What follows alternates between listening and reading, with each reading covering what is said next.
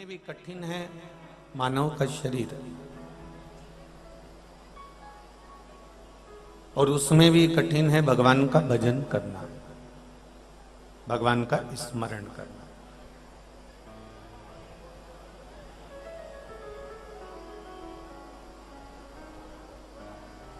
कथा से, शिव महापुराण से आप धनवान होंगे कि ना होंगे इसकी कोई हम वर्णन नहीं कर सकते। कि आपने कथा सुनी और आप धनवान हो जाएंगे, ये हम नहीं कर सकते। पर इतना जरूर कहते हैं कि कथा सुनने से, शिव महापुराण की कथा श्रवण करने से धनवान होगे ना होगे वो तो मेरा बाबा जाने, पर ये पक्का है कि कथा सुनने से पुण्यवान जरूर हो जाओगे, ये निश्चित है।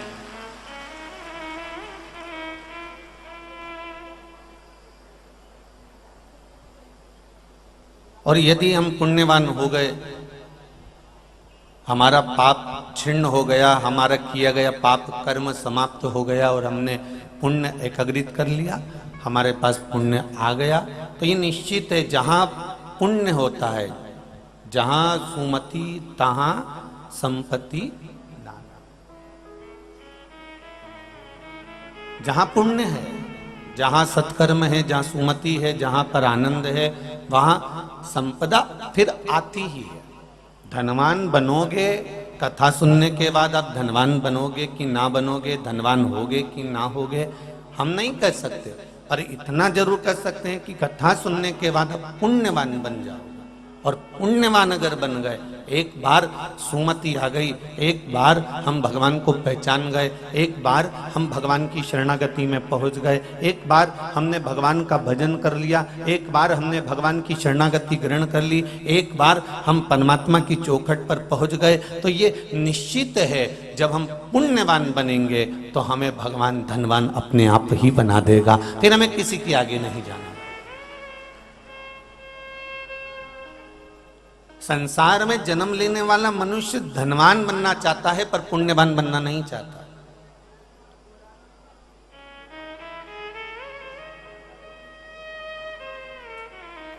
और क्या करोगे उस धन का अगर वो पुण्य कर्म से ना आवे तो?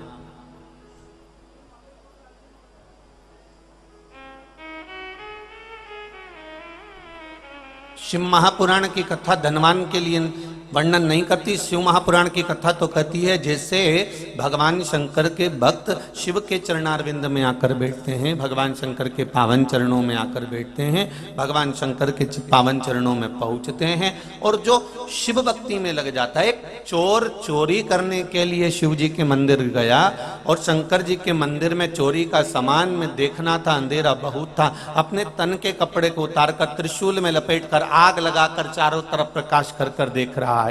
उसी से भगवान प्रसन्न हो जाते हैं, उसी से भगवान आनंदित हो जाते हैं और वर दे देते हैं कि तूने शिवरात्रि के दिन मेरे मंदिर में दिया जलाया है, मैं तुझे वर प्रदान करता हूं कि तू कुबेर के सिंहासन पर जाकर बैठ जाएगा। एक चोर को कुबेर बना देते।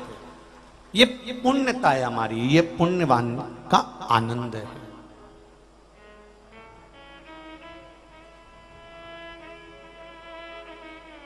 कि भजन भोले बाबा का करते रहोगे तो संसार सागर से तरते रहोगे। अगर पुण्य है हमारे पास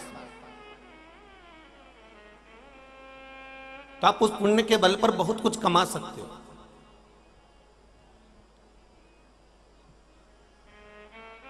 शिव महापुराण की कथा कहती है,